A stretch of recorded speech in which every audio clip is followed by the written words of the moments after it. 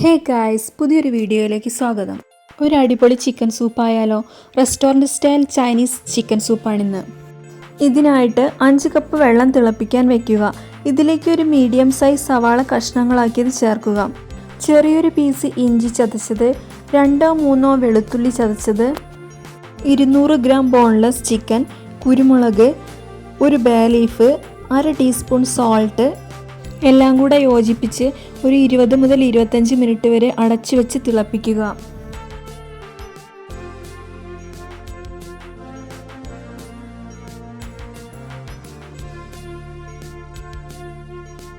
ഇപ്പോൾ നന്നായി തിളച്ച് വന്നിട്ടുണ്ട്.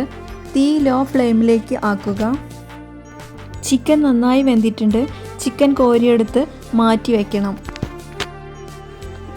പിന്നീട് ഈ ചിക്കൻ സ്റ്റോക്ക് അരിച്ചെടുക്കുക. അതുപോലെ തന്നെ മാറ്റി വെച്ച ചിക്കൻ നന്നായി കൈകൊണ്ട് ഷ്രെഡ് ചെയ്തെടുക്കണം.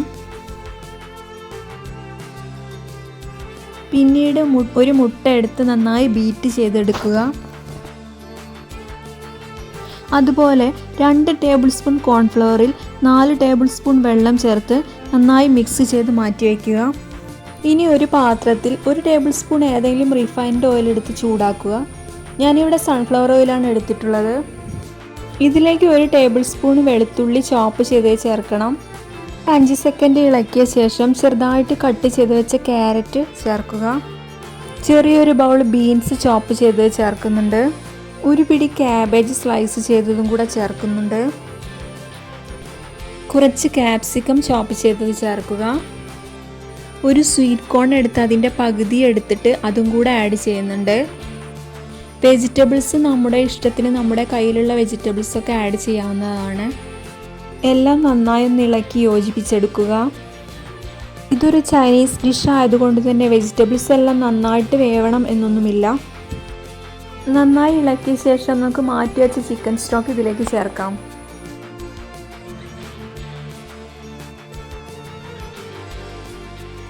ഇനി ഇതിലേക്ക് 1 ടേബിൾ സ്പൂൺ സോയാ സോസ് കൂടെ ചേർക്കാം. 1 ടേബിൾ സ്പൂൺ ചില്ലി സോസ് കൂടെ ആഡ് ചെയ്യുന്നുണ്ട്.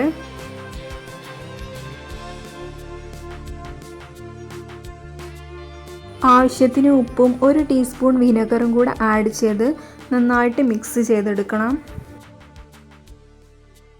ഒരു ഫ്ലേവറിന് വേണ്ടി ഒരു മാഗി ക്യൂബ് കൂടി ആഡ് ചെയ്ത് കൊടുക്കുന്നുണ്ട്.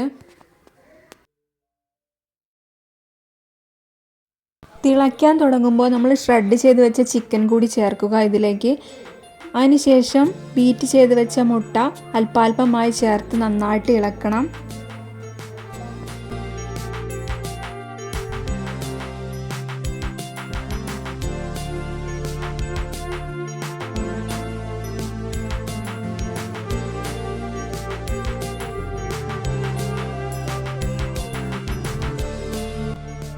ഇനി നേരത്തെ കലക്കി വെച്ചിരുന്ന കോൺഫ്ലവർ മുട്ട ചേർത്ത പോലെ തന്നെ അല്പാൽപമായിട്ട് ചേർക്കണം.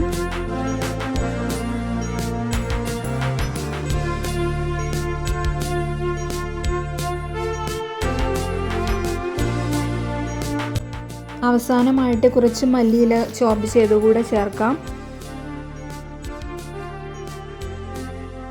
ഇനി ഉപ്പും പുളിയും എരിവും എല്ലാം ബാലൻസ് ആണോ എന്ന് ടേസ്റ്റ് ചെയ്ത് നോക്കാം.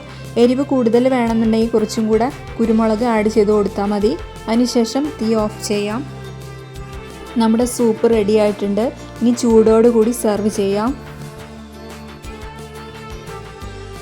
വീഡിയോ ഇഷ്ടപ്പെട്ടിട്ടുണ്ടെങ്കിൽ ചാനൽ ഒന്ന് സബ്സ്ക്രൈബ് ചെയ്ത് സപ്പോർട്ട് ചെയ്യണേ. അപ്പോൾ താങ്ക് യു.